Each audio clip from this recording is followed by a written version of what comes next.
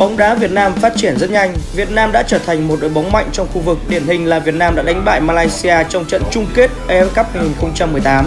Bên cạnh đó,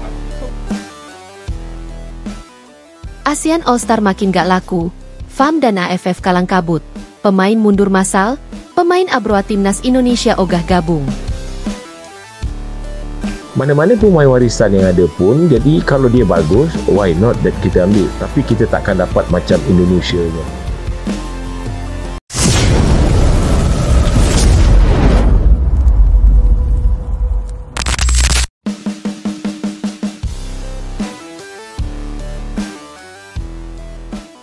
Gelaran yang semula dimaksudkan sebagai pesta sepak bola Asia Tenggara kini malah berubah menjadi sumber polemik. Laga eksibisi bertajuk ASEAN All-Star versus Wales 11 yang dipromosikan oleh Federasi Sepak Bola Malaysia, FAM, dan disokong oleh Federasi Sepak Bola Asia Tenggara, AFF, kini berada di ujung tanduk. Bukan hanya soal jadwal yang janggal, tapi juga karena gelombang penolakan dari para pemain bintang, khususnya dari skuad abroad timnas Indonesia yang enggan ambil bagian. Apa yang salah dengan proyek ambisius ini? Dan kenapa justru Indonesia, salah satu kekuatan terbesar di ASEAN saat ini, yang tampaknya paling skeptis? Proyek gengsi tanpa visi, konsep ASEAN All-Star bukanlah hal baru. Beberapa tahun lalu, ide ini sempat diwacanakan untuk memperkuat citra ASEAN di kancah sepak bola internasional. Melalui laga-laga persahabatan atau eksibisi melawan tim dari luar kawasan, AFF berharap bisa membangun brand bersama dan memberikan panggung bagi para pemain terbaik di Asia Tenggara. Namun dalam praktiknya, turnamen semacam ini seringkali terbentur pada dua hal: jadwal yang tidak sinkron dengan kalender FIFA dan minimnya urgensi kompetitif.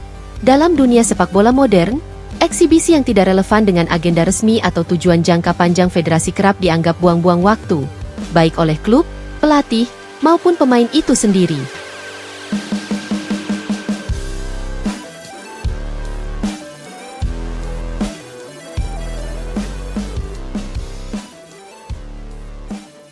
Gelombang pengunduran diri dan penolakan dari Indonesia. Kekecewaan terhadap laga ini memuncak saat deretan pemain abroad asal Indonesia menyatakan enggan bergabung. Nama-nama seperti Asnawi Mangkualam, Elkan Bagot, Ivar Jenner, dan Rafael Struijk lebih memilih untuk fokus bersama klub masing-masing daripada tampil dalam laga yang mereka anggap tidak memiliki nilai strategis. Menurut informasi dari sejumlah jurnalis olahraga, keputusan ini bukan tanpa dasar. Beberapa pemain merasa bahwa acara ini terlalu dipaksakan, tidak punya kejelasan soal format dan manfaat, dan justru berisiko menimbulkan cedera tanpa imbalan yang setimpal. Salah satu agen pemain Indonesia yang tidak ingin disebutkan namanya bahkan menyebut, ini bukan soal nasionalisme.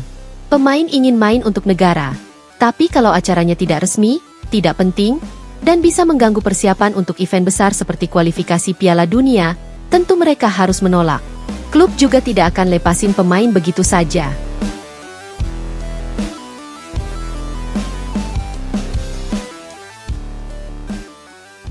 Dampak sistemik dan reaksi FAM AFF. Dari sisi FAM dan AFF, penolakan ini tentu jadi tamparan telak. Apalagi Malaysia yang berperan sebagai tuan rumah, jelas punya kepentingan agar laga ini berlangsung meriah dan penuh gengsi. Tapi bagaimana mungkin itu terjadi jika para pemain terbaik dari kawasan justru absen? AFF sejauh ini belum mengeluarkan pernyataan resmi yang merespons fenomena pengunduran diri ini. Namun, bocoran dari sumber internal menyebutkan bahwa mereka sedang melakukan evaluasi dan bahkan mempertimbangkan untuk mengubah format atau membatalkan laga jika respons publik dan pemain terus negatif. Netizen dan media ikut bersikap, stop gimmick, fokus ke kompetisi. Di Indonesia, respons publik tidak kalah keras. Di media sosial, netizen menyuarakan kritik pedas terhadap AFF dan FAM. Banyak yang menilai bahwa alih-alih membuat event gimmick seperti ASEAN All-Star, lebih baik federasi regional fokus mengembangkan kompetisi usia muda, memperbaiki kualitas liga domestik, atau mendukung persiapan timnas untuk ajang-ajang resmi. Komentar seperti, mending AFF bikin Liga U23 ASEAN daripada ASEAN All-Star. Kalau pemain abroad gak ikut, ya udah batalin aja. Gak menarik. Ini ajang kayak bintang film sinetron main bola. Gak ada makna sepak bolanya. Menggambarkan jelas bahwa publik kini lebih cerdas dalam menyikapi agenda federasi. Mereka tak lagi mudah terbuai oleh narasi, prestise regional, jika tidak disertai substansi yang kuat. Pandangan pengamat, harusnya belajar dari UEFA dan AFC. Pengamat sepak bola Asia Tenggara, Teguh Wibowo, dalam wawancaranya dengan salah satu media olahraga menyebut bahwa AFF perlu mengevaluasi cara pandangnya terhadap promosi sepak bola. UEFA dan AFC bisa bikin event yang benar-benar meaningful, kayak UEFA Nations League atau AFC Champions League. Kalau ASEAN All-Star cuma buat foto-foto, gimmick, dan selebrasi semu, ya pemain pasti ogah. Sepak bola modern butuh struktur, bukan seremonial, tegas Teguh.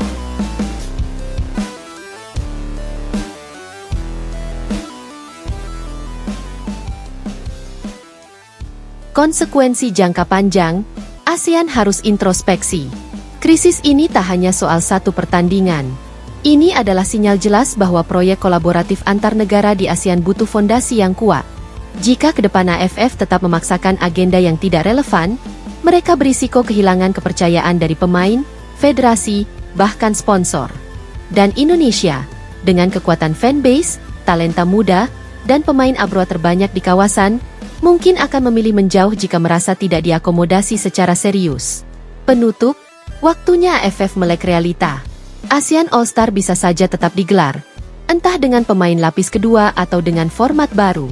Tapi jika tanpa bintang utama dan tanpa makna, maka turnamen ini hanya akan jadi catatan kecil yang dilupakan publik.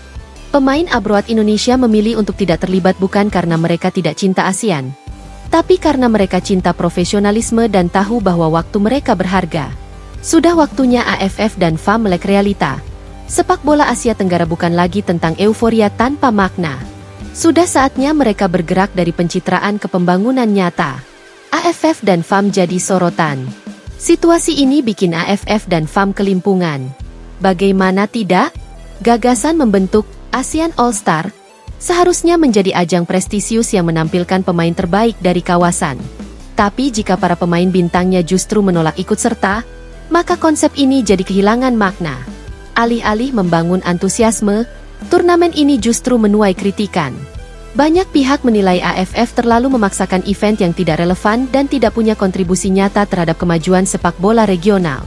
Ketimbang fokus mengembangkan kompetisi usia muda atau membenahi kualitas liga domestik, mereka malah sibuk bikin pertandingan penuh gimmick.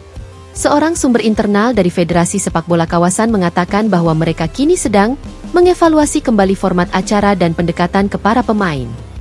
Namun, hingga kini belum ada pernyataan resmi yang benar-benar menjawab kegelisahan publik dan media. Netizen dan pengamat turut bereaksi. Di media sosial, reaksi publik Indonesia sangat jelas. Banyak yang menganggap ajang ini hanya buang-buang waktu dan energi. Komentar seperti, ASEAN All-Star bukan prioritas. Pemain abroad mending fokus ke klub dan timnas aja. Hingga, AFF terlalu sering bikin event aneh-aneh, ramai di lini masa. Pengamat sepak bola nasional, Akmal Marhali, menyebut bahwa ini jadi pelajaran penting bagi AFF. Kalau mau bikin ajang regional, jangan cuma cari panggung.